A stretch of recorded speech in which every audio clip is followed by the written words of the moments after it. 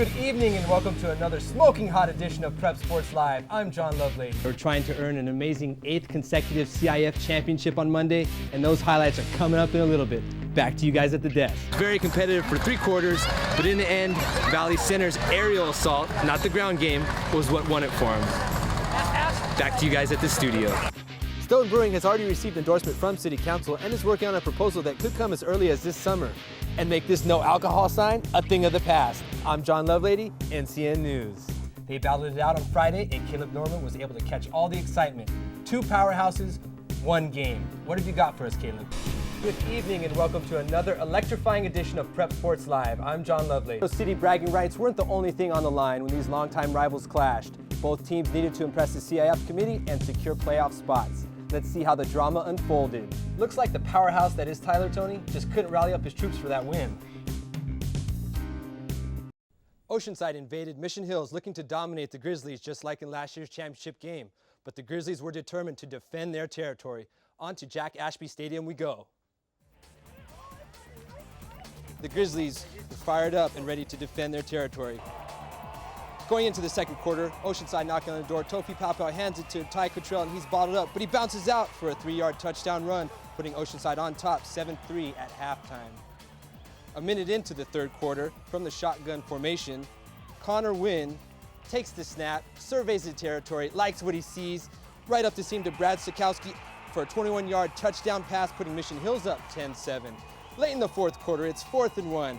Oceanside trying to get the much-needed first down, but they're stopped. A crucial turnover at a bad time. They give the ball up. It's 3rd and 10, and it's Connor Wynn time.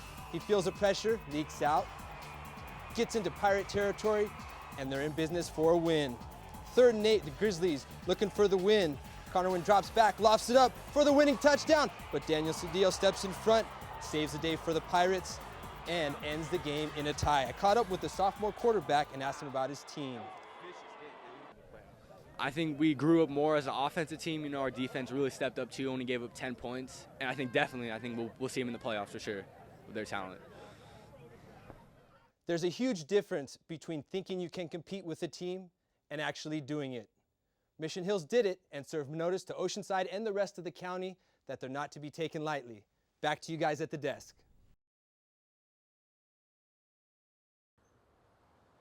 Welcome to Kit Carson Park. It has youth baseball fields and a high-flying skate park. One-of-a-kind exotic sculptures and an amphitheater ready for those summer concerts.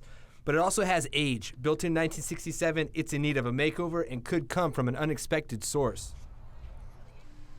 Stone Brewing has proposed a $250,000 investment on renovations in exchange for the rights to sell beer, wine, and food in the adult softball, amphitheater, and Queen Khalifa garden area. After walking the surfaces here, I noticed how hard it was. You take a spill here, you're liable to break a leg. A makeover is definitely needed, but some in the community say, is it the right proposal, considering all the youth activity that goes on here? April Austin Pugh is one of those people. She is the president of the Escondido Youth Baseball and feels a strong responsibility for the safety of the many children playing in her league. Well, my basic concern is around this area, we have 473 kids. And at nighttime, this parking lot over here is very dark, and so is that one where Stone Brewery is proposed to go over there. My whole safety is these kids. These kids were like one big family here at EYB, and I just want to make sure they're safe. And sometimes when you add alcohol into mixture and someone gets behind the wheel, I'm not going to lose a kid because someone wants a beer. Stone Brewing has already received endorsement from City Council and is working on a proposal that could come as early as this summer and make this no alcohol sign a thing of the past. I'm John Lovelady, NCN News.